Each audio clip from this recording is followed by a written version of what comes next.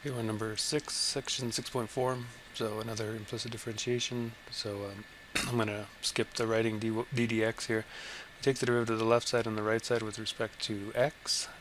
Here we have to remember that when you've got the derivative of e to the power of u, where u is some function of x, remember that you have to take, you just basically copy it, so e to the u, and then you have to multiply by the derivative of that u with respect to x.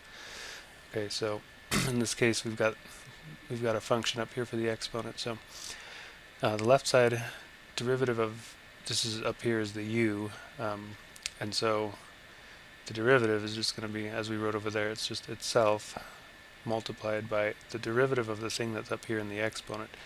Well, what is up in the exponent? It's a product, right? So we're going to have to use the product rule. The product rule says take the derivative of the first one multiplied by the second plus the first one times the derivative of the second. Well, the derivative of the second one, remember that's a y, so its derivative is dy dx. So that's what we get on the left side. On the right side, 2x, its derivative is 2. 3y, its derivative is 3 dy dx. And then the plus 1, its derivative is just 0. So now we have to solve for dy dx. There's one here and there's one here, but this one is kind of stuck in the exponent. So what we have to do is distribute this thing here. So we're going to get 2xy e to the x squared y plus, and then again we distribute, so we'll get x squared e to the x squared y multiplied by dy dx.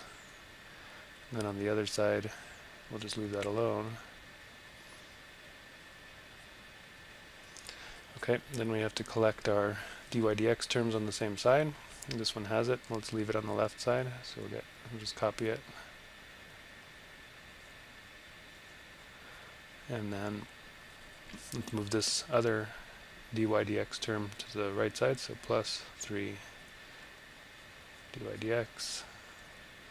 And then the other terms that don't have dy dx will move to the right side. So we'll leave that 2 over there. This term also doesn't have it, so we'll have to subtract it from both sides. So this is what we get. And then the purpose of having both of these on the same side is so that we can then factor it out. So we factor out the dy dx, leaving us with this. Right side stays the same.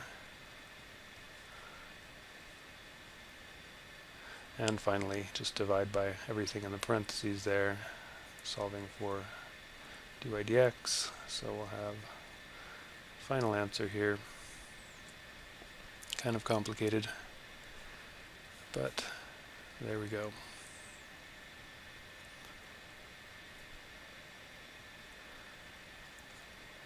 Okay, so final answer 2 minus 2xy e to the power of x squared y over x squared e to the x squared y plus 3.